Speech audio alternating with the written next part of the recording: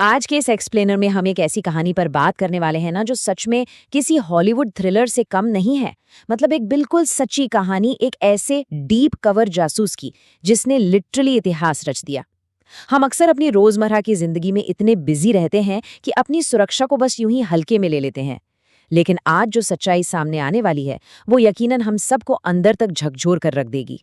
तो चलिए सीधे चलते हैं 1983 में। जरा इस सीन की कल्पना कीजिए। पाकिस्तान का एक बेहद कड़े पहरे वाला हाई सिक्योरिटी मिलिट्री बेस। वहां पाकिस्तान आर्मी का एक बहुत ही रिस्पेक्टेड मेजर अपने क्वार्टर्स में एकदम शांति से बैठा है। लेकिन वो वहां आराम नहीं कर रहा था। वो असल में एक छुपे हुए रेडियो ट्रांसमीटर के जरिए पाकिस्तान के टॉप सीक्रेट न्यूक्लियर दस्तावेज कहीं और भेज रहा था।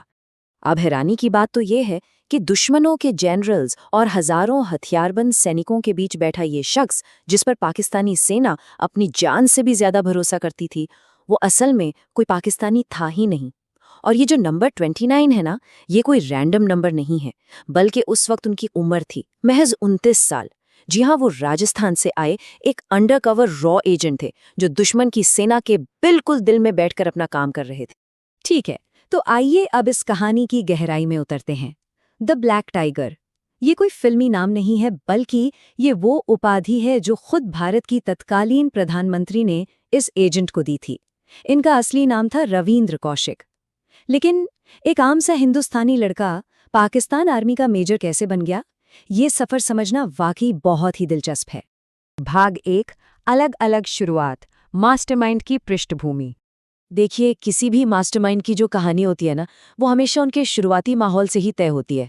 अगर हम इस कॉन्ट्रास्ट को देखें तो एक तरफ अतीक अहमद और दाऊद इब्राहिम जैसे लोग हैं। अतीक ने मालगाड़ियों से कोयले की चोरी करके अपनी ताकत बढ़ानी शुरू की और दाऊद ने डोंगरी की गलियों में छोटी मोटी चोरियों से अपना पूरा क्रिमिनल एम्पायर खड़ा कर लिया। मतलब इनकी शुरुआत पूरी तरह से अपने स्वार्थ के लिए थी। लेकिन दूसरी तरफ रविंद्र कौशिक की जड़ें एकदम अलग थीं। वो बॉर्डर के पास बसे श्रीगंगानगर में एक बेहद टैलेंटेड और देशभक्त थिएटर आर्टिस्ट थे। भाग 2, एक जासूस के बनने की कहानी, रॉ का एक असंभव मिशन। अब यहाँ जो चीज सबसे ज्यादा चौंकाने वाली है वो है रॉ का ट्रैक रिकॉर्ड। रॉ हमेशा से ही ऐसे इम्पॉसिबल कोवर्ट ऑपरेशंस को अंजाम देने के लिए जानी जाती है जिनके बारे में हम और आप सोच भी नहीं सकते। उदाहरण के लिए, दुबई में मेमन परिवार को ट्रैक करने के लिए शफीक नाम का एजेंट एक साधारण टैक्सी ड्राइवर बन गया था। लाहौर में हाफिज सईद की एक एक हरकत पर नजर रखने के लिए नावेद नाम के एक लोकल एजेंट ने उसके घर के ठीक पास ही एक सीक्रेट बेस बना लिया था। तो इसी तरह एक देशभक्ति से भरे नाटक के दौरान रॉ के अधिकारियों की नजर कौशिक की लाजवाब एक्टिंग पर पड़ी। उन्होंने तुरंत भांप लिया कि ये लड़का कोई भी रूप धारण कर सकता है। लेकिन कौशिक को जो काम मिलने वाला था वो इन सब से कहीं कहीं ज्यादा खतरनाक था। उन्हें साफ कह दिया गया कि अपना खुद का वजूद पूरी तरह से मिटाना होगा। इन 3 कदमों को देखिए जिन्होंने उनकी पूरी जिंदगी ही बदल दी। पूरे 2 साल तक, जी हाँ, पूरे 2 साल तक उन्होंने दिन रात एक कर दिया। फर्राटेदार उर्दू बोलना सीखा, इस्लामिक धार्मिक ग्रंथों का एकदम गहराई से अध्ययन किया और पाकिस्तान के भूगोल, वहां के रास्तों को अपनी रग रग में बसा लिया। एक हिंदू लड़के की पहचान हमेशा के लिए मिटा दी गई और जन्म हुआ नबी अहमद शाकिर का। भाग 3, डीप कवर की सफलता, अविश्वसनीय सफर। हम सब जानते हैं कि दुश्मन की सरजमीन पर सिर्फ कदम रखना ही रोंगटे खड़े कर देता है। लेकिन इस टाइमलाइन पर गौर करें तो उनका कॉन्फिडेंस सच में अनबिलीवेबल था। वो वहां जाके चुपचाप नहीं बैठे। उन्होंने बकायदा कराची यूनिवर्सिटी में एडमिशन लिया, वहां से लॉ की डिग्री पूरी की और फिर पता है क्या किया? सीधे पाकिस्तान आर्मी ज्वाइन कर ली। अपनी कड़ी मेहनत और काबिलियत के दम पर वो मेजर के पद तक पहुंच गए। उन्होंने वहां एक स्थानीय लड़की से शादी भी की और अपना परिवार बसाया। फिर 1979 में उन्होंने हिंदुस्तान को खुफिया जानकारी भेजना शुरू किया। 1983 में उनका कवर ब्लो हो गया और वो पकड़े गए और अंततः 2001 में उनकी मृत्यु हो गई। 1979 से लेकर 1983 तक के इस छोटे से वक्त में उन्होंने जो अहम जानकारियां भेजी उसकी कीमत आप पैसों में नहीं आंक सकते। वो जानकारी इतनी सटीक थी कि उसने न सिर्फ पाकिस्तान की टॉप सीक्रेट सैन्य रणनीतियों की पोल खोल दी, बल्कि हजारों हिंदुस्तानी सैनिकों की जान भी बचाई। ये कोई छोटी अचीवमेंट नहीं थी, ये उनके काम का सबसे बड़ा और सीधा इम्पैक्ट था। लेकिन सफलता के इस चरम पर पहुंचकर ये कहानी एक बेहद डरावना मोड़ ले लेती है। सोचिए, एक ऐसी दुनिया जहां हर एक पल मौत का साया मंडराता हो। वहां क्या होगा जब एक बेहतरीन एजेंट की किस्मत अचानक किसी दूसरे इंसान की गलती पर निर्भर हो जाए? भाग 4, एक जानलेवा गलती, साम्राज्य का पतन। जासूसी की इस डार्क और कॉम्प्लेक्स दुनिया में ना, एक छोटी सी भी चूक पूरे के पूरे साम्राज्य को ताश के पत्तों की तरह बिखेर सकती है। जरा इस तुलना को देखिए। दाऊद इब्राहिम ने अपने लालच में आकर अपने ही गैंग के बॉस यानी पठान भाइयों की फिरौती का पैसा चुराया, जिससे एक भयानक गैंग वॉर शुरू हो गई। वो गलती पूरी तरह से दाऊद की अपनी थी। लेकिन रविंद्र कौशिक के केस में गलती उनकी थी ही नहीं।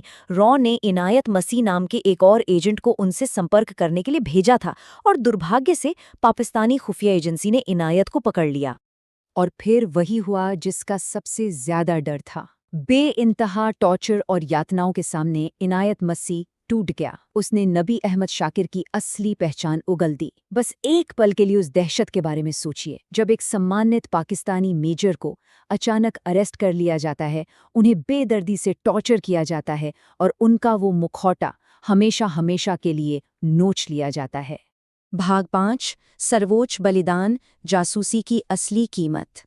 जब भी किसी डीप कवर एजेंट का पर्दाफाश होता है ना, तो उसके बाद की जो सच्चाई होती है वो बर्दाश्त के बाहर होती है। ये जो नंबर 16 है, ये कोई मामूली आंकड़ा नहीं है। ये वो 16 लंबे, खौफनाक और तड़पाने वाले साल हैं जो रविंद्र कौशिक ने पाकिस्तान की सबसे खतरनाक जेलों में काटे। मियांवाली और कोट लखपत जैसी जेलों की अंधेरी कालकोठरियों में ही उनकी बाकी की जिंदगी गुजर गई। और ये पॉइंट्स बिल्कुल साफ कर देते हैं कि वहाँ की जेलों का असली मंजर क्या होता है।